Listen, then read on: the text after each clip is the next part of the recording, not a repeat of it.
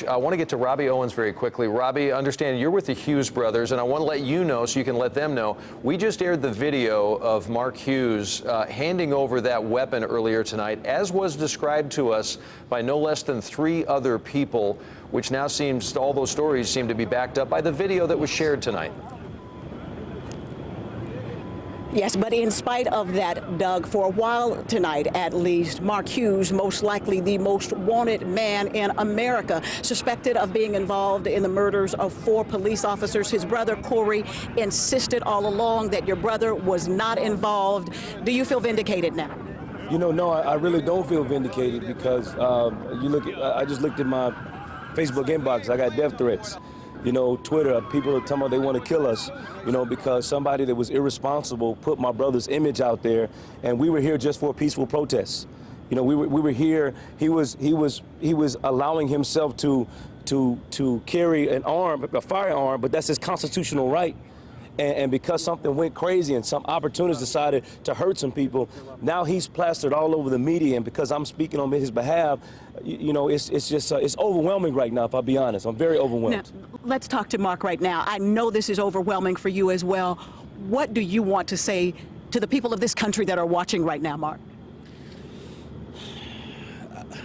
Hey, I mean, I don't know what to say. I can't believe it. I can't believe it. The crazy thing about it is that I was down here, I couldn't get to my vehicle because of the roadblock, and hindsight 2020, I could have easily been shot. Where were you when your picture was being plastered all over the country? You didn't even know? I didn't know. We received a phone call that my face was on there as a suspect, and immediately I flagged down a police officer. So while the country was looking for you, you were talking to police? I was talking to police, laughing and joking with police officers. And not only that, we were assisting the police.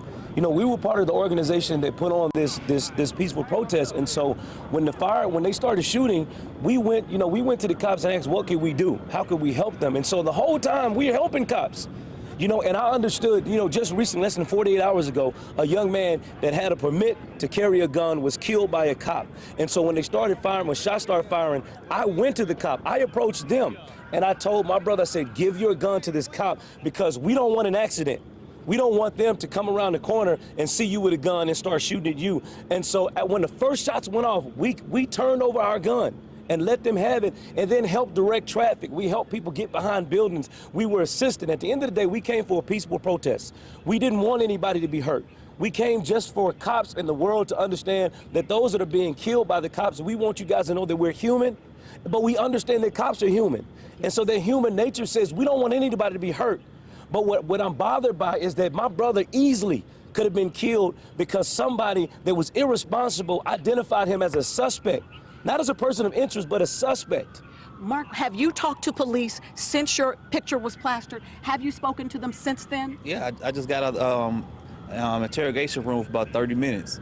Where police officers lying, saying that they have video of me shooting, which is a lie. Saying that they have witnesses saying that I shot a gun, which is a lie. So, I mean, at the end of the day, it's the system was trying to get me. The system was trying to get me. Did you get an apology? That's something we did. No. We asked them, we said, you know what, now y'all have my face on the national news. Are y'all gonna come out and say that this young man had nothing to do with it? What's your concern now going forward? I mean, like my brother said, he been getting death threats. I haven't even got on my social media. I don't know what's going on. All I know at the end of the day is that I was unjust.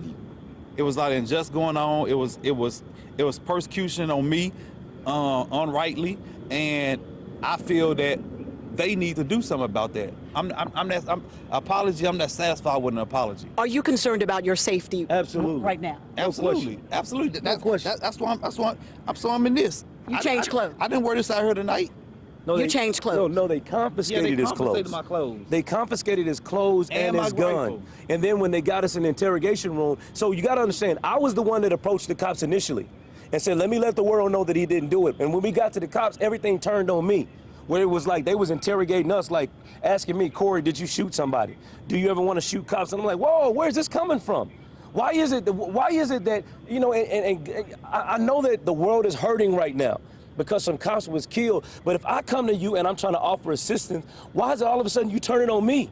And you trying to make it seem like me and my brother are part of this, and the world, not just the local media, but the world has seen our pictures. The world has seen him, and now, you know, popular opinion, now he's already been indicted. He's already been persecuted because, like I said, I've already gotten death threats from people all over the world because they think we had something to do with this, and there was nothing. And before we left, I turned and I asked the cop, I said, sir, are you guys, I see y'all doing interviews in front of the police station.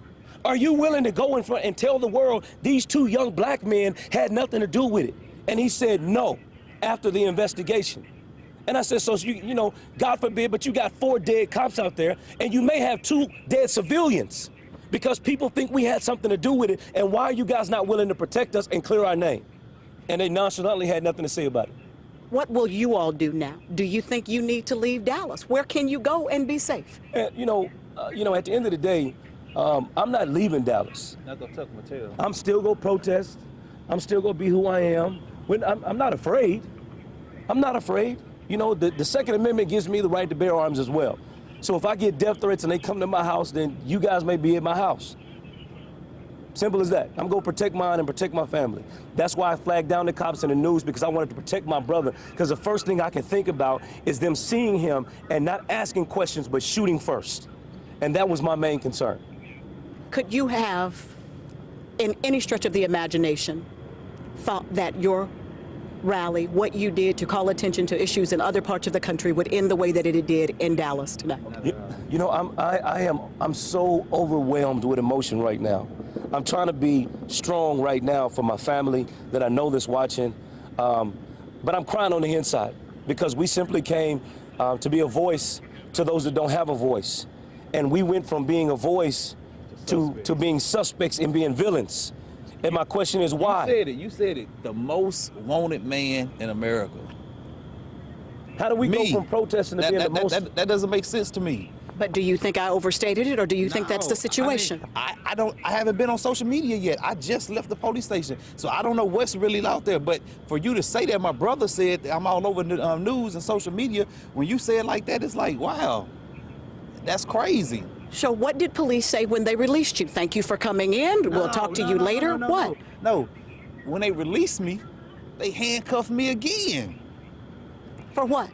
Because I asked them, I said, where's my shirt?